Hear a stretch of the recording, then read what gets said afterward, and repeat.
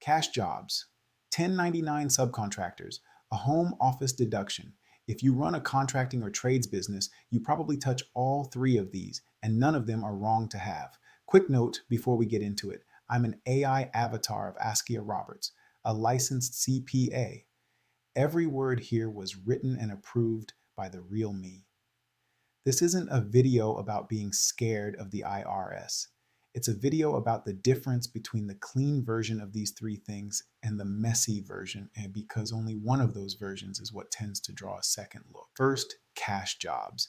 Getting paid in cash is completely legal. The issue was never the cash. It's when cash income isn't recorded the same way card or check income is. If your bank deposits and your reported income don't roughly track with the volume of work you're clearly doing, that gap is exactly the kind of inconsistency that stands out, not because cash is suspicious, but because undocumented income is. The clean version is simple. Every job gets a record, regardless of how the client paid. The messy version is treating cash jobs as somehow off the books. One of those is a normal business practice. The other is the one that creates exposure. Second, 1099 subcontractors. Hiring subs instead of employees is a completely normal structure in trades and contracting.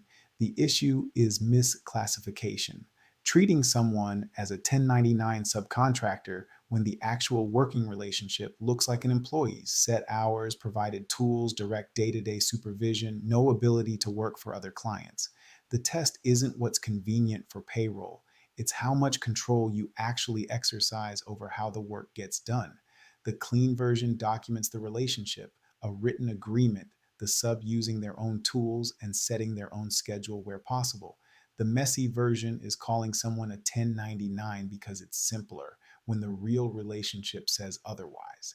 That mismatch is what draws attention, not the use of subcontractors itself. Third, the home office deduction. It's a completely legitimate deduction for the space you use exclusively and regularly for business. The issue is overclaiming, counting the whole basement or a room that's also where the kids do homework, or a percentage that doesn't reflect the actual square footage used only for business.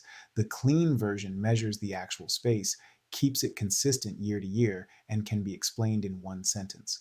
The messy version is a number that was never actually measured, that changes depending on which year saves the most. The deduction isn't the problem. An unmeasured, inconsistent number is. None of these three things need to stop. What needs to happen is documentation that matches reality. Every job recorded, regardless of payment method, subcontractor relationships that hold up under the actual control test, and a home office deduction based on a real measurement you can repeat next year. This isn't about being more conservative than you need to be. It's about the paper trail matching what's actually true. Because when it does, none of these three completely normal business practices are a problem. If you're running a contracting or trades business, we built a specific resource for exactly this: cash job documentation, subcontractor agreements, and home office measurement. The link in the description goes straight there. That contractor from the beginning isn't in trouble. He's just making sure his paperwork actually matches what he already knows is true. That's the whole fix for all three of these. Not doing less business. Documenting the business you're already doing. You need 15 minutes and a clear look at where your records might be thinner than they should be. That's what's waiting behind the link below.